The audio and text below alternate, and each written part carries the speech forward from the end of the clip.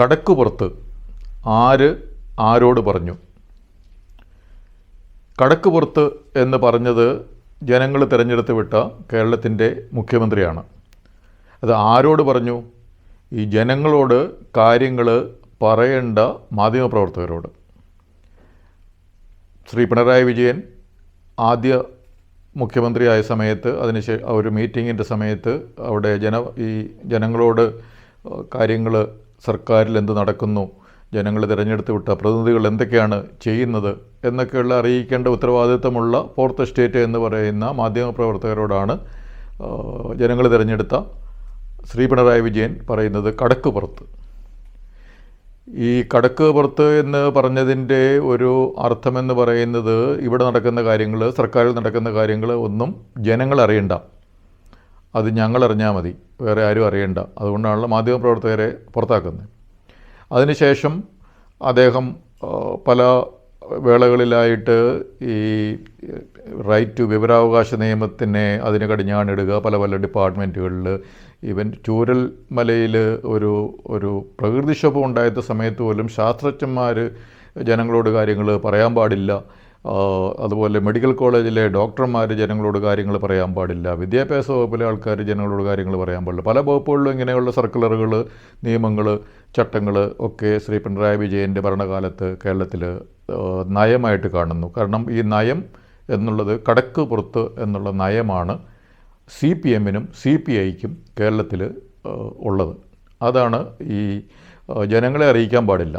അതേസമയം ഈ ജനങ്ങളാണ് ശ്രീ പിണറായി വിജയന് നീന്തൽക്കുളം ഉണ്ടാക്കി കൊടുക്കാൻ പൈസ മുടക്കുന്നത്, ശ്രീ പിണറായി വിജയന് ലിഫ്റ്റ് വീട്ടിൽ വെച്ച് കൊടുക്കാൻ പണം മുടക്കുന്നത്, ശ്രീ പിണറായി വിജയൻ്റെ വീട്ടിൽ താമസിക്കുന്ന സ്ഥലത്ത് പശുവിൻ്റെ തൊഴുത്തുണ്ടാക്കാൻ പണം കൊടുക്കുന്നത് ഈ ജനങ്ങളാണ്.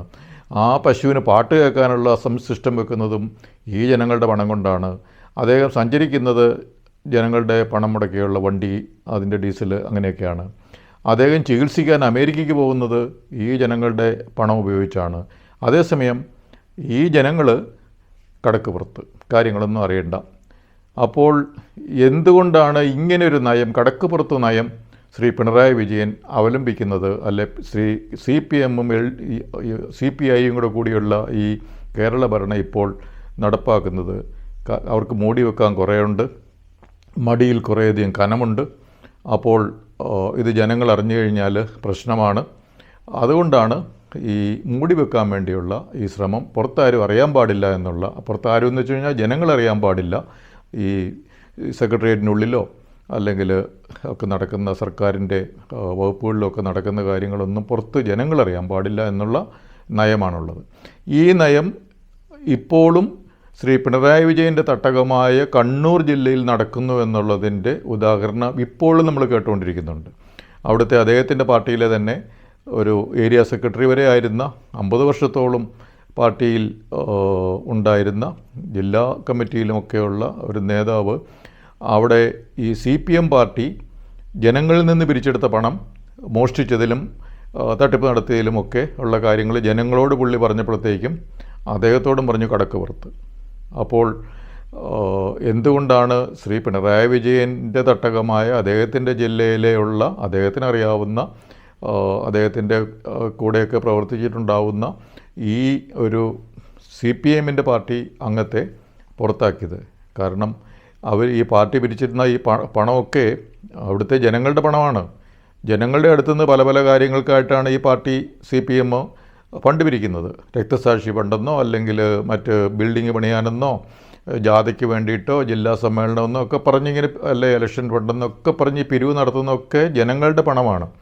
എന്നിട്ട് ആ ജനങ്ങൾ കൊടുത്ത ജനങ്ങളോട് ഇതിൻ്റെ കണക്കൊന്നും ബോധിക്കാൻ നമുക്ക് ബാധ്യതയില്ല, ആരും ഇതറിയേണ്ട കാര്യമില്ല എന്ന ഒരു കടക്കുപുറത്തു നയമാണ്, സമീപനമാണ് CPM-ഉം CPM-യുടെ ഘടകകക്ഷിയായ CPI-യും അതുപോലെ തന്നെയായിരിക്കും. അല്ലെങ്കിൽ CPI പറയണം, CPM ചെയ്യുന്ന ഈ ഒരു ജനവിരുദ്ധ നയം തീർച്ചയായിട്ടും CPM തിരുത്തണമെന്ന് CPI ഇതുവരെ പറഞ്ഞിട്ടില്ല.